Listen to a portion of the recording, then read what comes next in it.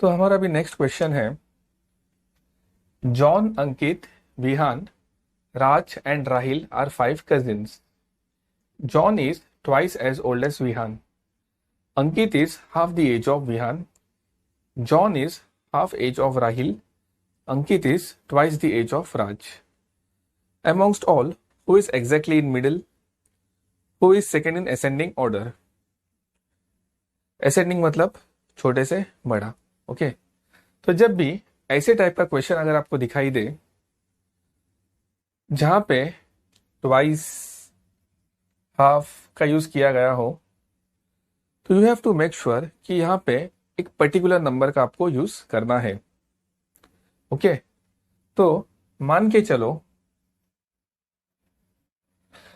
चलो कि जॉन की एज है 48. मान के चलो कि जॉन की एज है 48.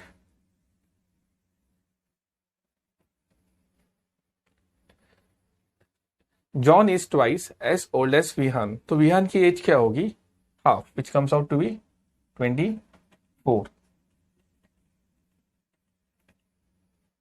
तो John is twice as old as Vihan, मतलब विहान 24 है तो जॉन क्या है? Twice, which comes out to be 48. Okay, तो ये बन गया हमारा.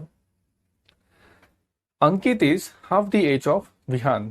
तो अंकित की एज क्या रहेगी? Half, which comes out to be 12. ठीक है, तो ये भी निकल गया. John is half the age of Rahil. Okay, John is half the age of Rahil. तो राहिल की एज क्या हो गई?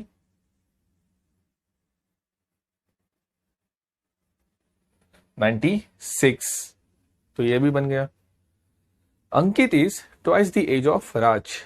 अंकित की जो एज है it's twice the age of Raj. तो राज की एज क्या है? 6. देखिए कितना इजीली हमारा आंसर बन गया. तो this will be the final solution.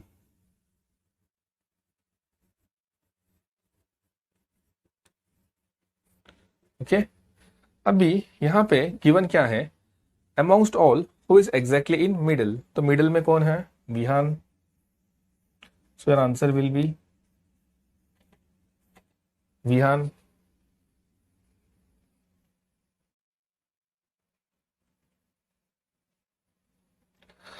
Who is second in ascending order. Ascending मतलब छोटे से बड़ा. तो फर्स्ट, सेकेंड. सेकेंड कौन है?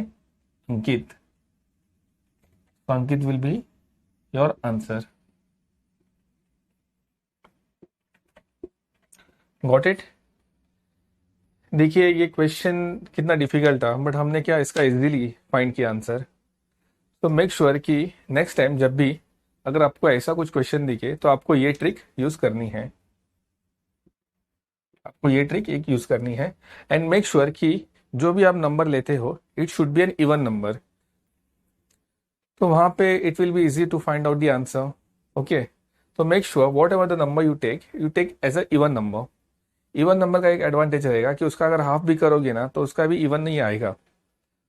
तो मैंने क्या किया यहाँ पे, एज्यूम करके चला कि जॉन की एज है 48. John is twice as old as Vihan. तो विहान की एज क्या रहेगी? 24. Ankit is half the age of Vihan. Vihan age 24 है तो अंकित की एज क्या है? Half, which comes out to be 12. John is half the age of Rahil. John की एज है 48, तो राहिल क्या रहेगा? उसका डबल होगा, मतलब 96. तो ये स्टेटमेंट भी आ गया.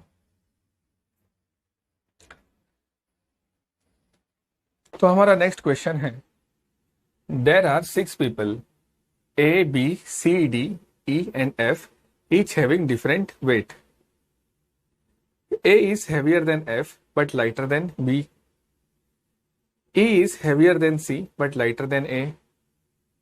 B is lighter than D. C is not lightest. The second lightest person weight 54 kg. The third heaviest person weight 62 kg. Who may be weight 56 kg? How many are heavier than C? What is weight of B? 68, 60, 53 and 50.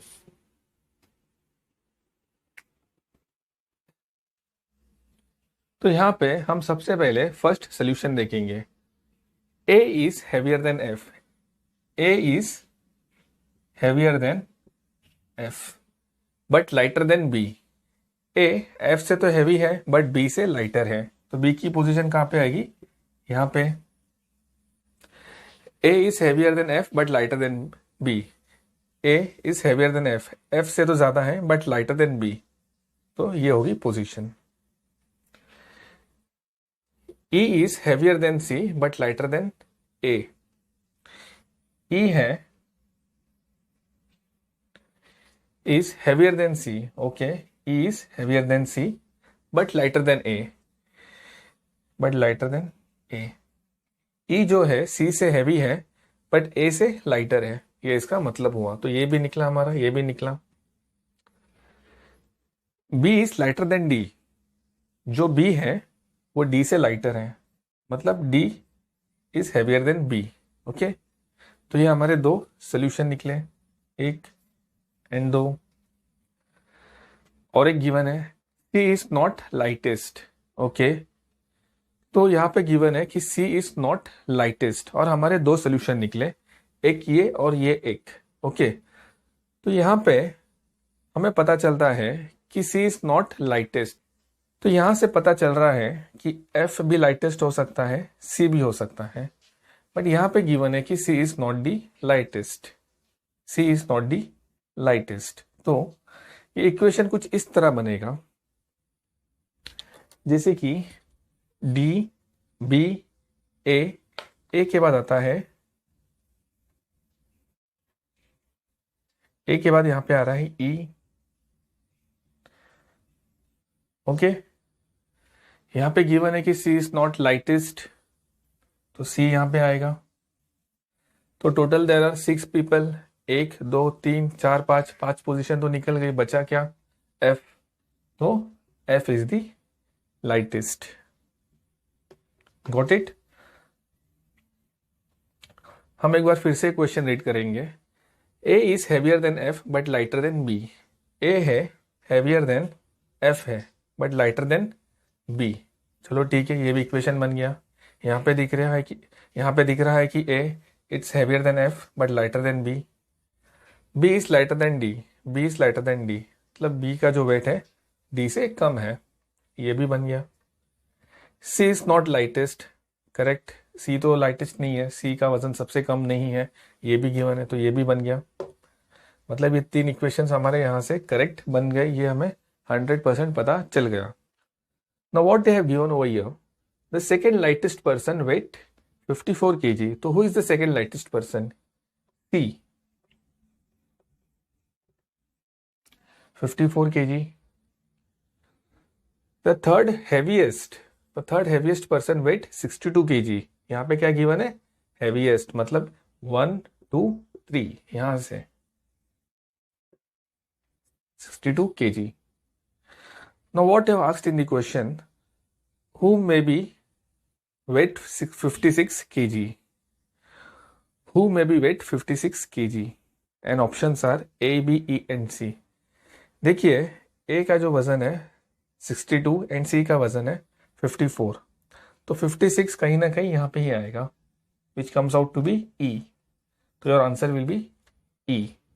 Okay, देखो कितना easily इसका solution निकल रहा है। How many are heavier than C? C से कितने heavy है वो हमें फाइंड करना है। तो 1 2 3 4, total there are 4 people who are heavier than C, so answer will be 4। तो ये भी निकल गया। अभी बचा क्या? What is the weight of B? B का वेट क्या है? तो सबसे पहले हम लोग ऑप्शन में देखेंगे 68, चलो ठीक है 68 भी हो सकता है, बट फिर हम देखेंगे 60 हो सकता है, नहीं, क्योंकि A का वजन 62 है तो डेफिनेटली B का वजन 62 से ऊपर ही रहेगा, तो 60 तो पॉसिबल नहीं है। क्या वो 53 है? नहीं। क्या वो 50 है? नहीं। तो बचा क्या? 68। सो आंसर विल बी 68। कितने इजीली इसका सोल्यूशन निकल गया देखो। अगर आप इस अप्रोच से जाओगे तो डेफिनेटली हर एक क्वेश्चन आपको इजी लगेगा, हर एक question easy. Okay,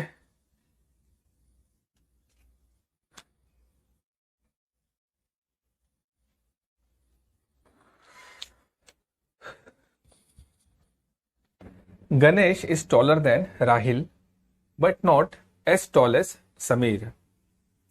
John is shorter than Ganesh, but taller than Yash.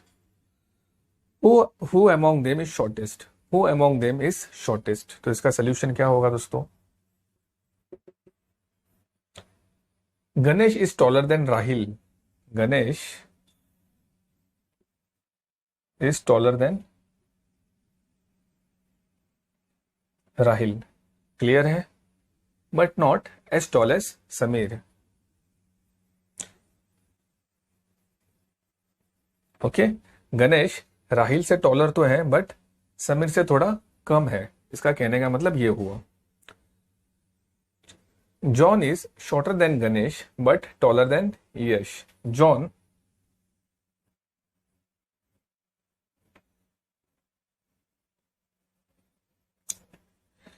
John is shorter than Ganesh but taller than Yash.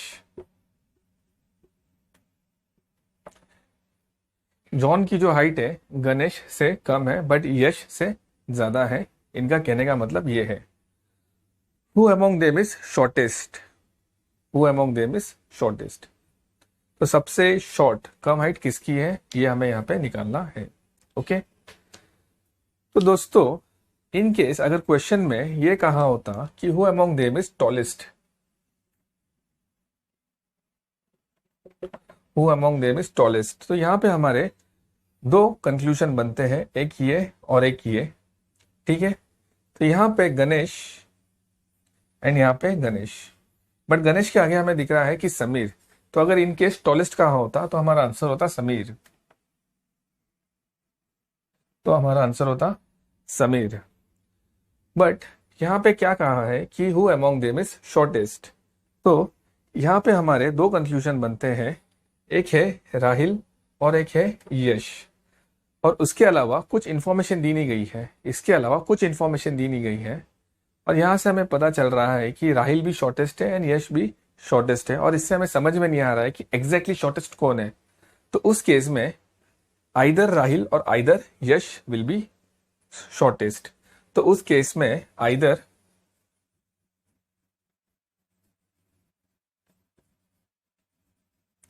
Rahil और Yash will be shortest, will be shortest. तो हमारा आंसर होगा either Rahil और यश. तो हमारा नेक्स्ट क्वेश्चन है 7 persons Sameer, Vijay, Yash, Amit, Vinay, Ramesh, Raj attend office in below order. Ramesh reaches immediately before Samir but does not immediately follow Amit. Yash is last one to reach office. Vinay comes immediately after Samir and Raj comes immediately after Vinay. Who reaches office first? Who ranks fifth? Okay. तो यहां पे क्या given है? Ramesh reaches immediately before Samir. रमेश reaches immediately before Samir. Ramesh ही reaches immediately before Samir. Samir के पहले वो ऑफिस पहुंचता है. But does not immediately follow Amit. But does not immediately follow Amit.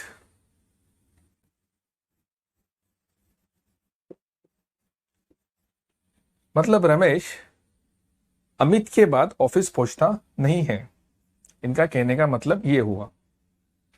Ramesh reaches immediately before Samir. Ramesh Sameer के पहले ऑफिस पहुंच रहा है but does not immediately follow Amit. But वो अमित के बाद ऑफिस पहुंचता नहीं है, वो अमित के बाद ऑफिस पहुंचता नहीं है. तो अमित की पोजीशन ये नहीं रहेगी. ओके, सो ये क्लियर है point. Yash is last one to reach office. Who is the last one to reach office? Yash.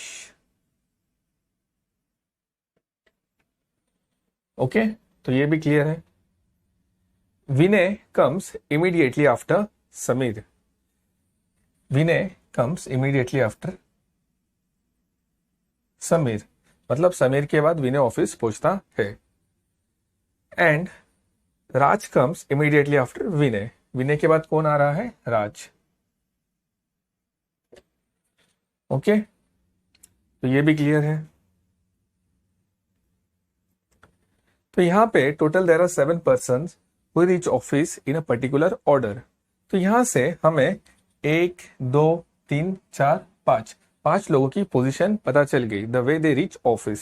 Okay, अभी यहां पे क्लियर कट गिवन है, Ramesh reaches immediately before Sameer but does not immediately follow Amit. Ramesh Sameer के पहले तो office पहुंचता है, बट वो अमित को फॉलो नहीं करता है, बट वो अमित के बाद ऑफिस पहुंचता नहीं है।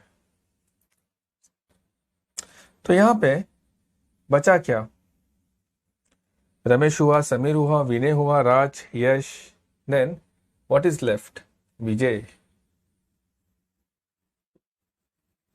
तो Ramesh reaches immediately after Vijay. And who is the first one to reach office? Amit.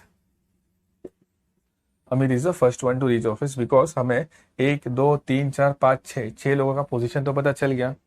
तो बचता क्या है? Only Amit. Then Amit is the first one to reach office. Okay, तो यहाँ पे डेफिनेटली आपके माइंड में कुछ डाउट्स आए रहेंगे कि वाई अमित फर्स्ट? अमित तो लास्ट भी हो सकता है। देखिए यहाँ पे जो वर्ड का यूज किया गया है ना कि फॉलो अमित। ओके, तो basically we are the followers of God. हम लोग गॉड को फॉलो करते हैं, तो गॉड कहाँ पे आता है? फर्स्ट पोजीशन पे। We are followers of someone, जिसको हम लोग फॉलो करते हो डेफिनेटली हमारे आगे ही होगा ना। तो सिमिलरली फॉलो अमित, तो अमित की पोजीशन भी फर्स्ट में ही होगी। दैट्स व्हाई अमित को हम लोग ने यहाँ पे प्लेस किया है। So now what they have given in the question, who reaches office first? We know Amit reaches office first. Who ranks fifth? We know Vinay, he ranks fifth. So our answer will be Amit and Vinay. Got it? So our answer will be Amit and Vinay. Amit is the first one to reach office. So your answer will be Amit. Who ranks fifth? Who ranks fifth? 1, 2, 3, 4, 5. This will be your answer. So Amit and Vinay will be your answer.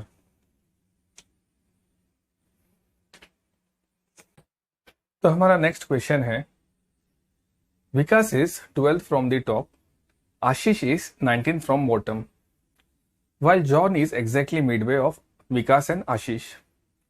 If there are 50 students in a line, how many are in between Vikas and John? Okay, तो इसका solution ये है, Vikas is 12th from the top, ऊपर से is 12th,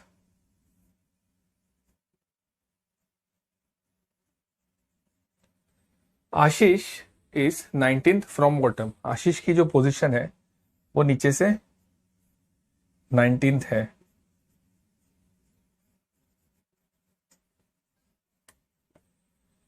okay, while John is exactly midway of Vikas and Ashish. Okay, John is exactly midway of Vikas and Ashish, यही कहीं पे John होगा। If there are 50 students in a line, how many are in between Vikas and John? John and Vikas के बीच में कितने students है वो हमें फाइंड करना है। तो यहां पे हमें गिवन है कि John is exactly midway of Vikas and Ashish. ठीक है, आशीष और विकास के बीच में है, तो सबसे पहले हम फाइंड करेंगे कि आशीष और विकास के बीच में कितने स्टूडेंट्स है, और वो फाइंड करने के लिए मैंने आपको एक ट्रिक बताई थी। ओके, जैसे कि 12 plus 19 which comes out to be 31, और इसको हम लोग टोटल स्टूडेंट में से माइनस करेंगे, comes out to be 19. So basically there are 19 students. Basically there are 19 students between Ashish and Vikas, और जॉन की जो पोजीशन है वो एग्जैक्टली मिडवे है ऑफ विकास एंड आशीष। तो what do you mean by exactly midway? यही कहीं पे होगी, उसके ऊपर 9 स्टूडेंट्स रहेंगे, नीचे 9, एंड ये है जॉन की पोजीशन। Okay, got it. तो मैं फिर से एक बार रिपीट करता हूं, Vikas is 12th from the top and Ashish is 19 from the bottom.